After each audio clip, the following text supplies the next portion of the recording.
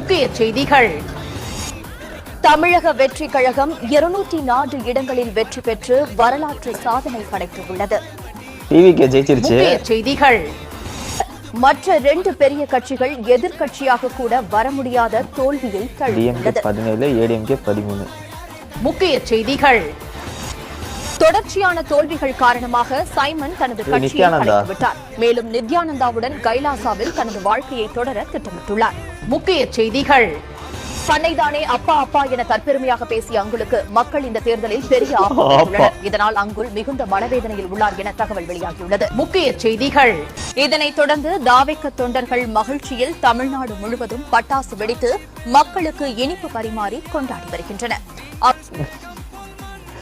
இந்த ஒரு நியூஸ் உண்மையாவே 2026 வருமா வராதான்னு சொல்லி பொறுத்து பார்ப்போம். நீங்க என்ன நினைக்கிறீங்கன்னு சொல்லி கமெண்ட் செக்ஷன்ல கமெண்ட் பண்ணுங்க.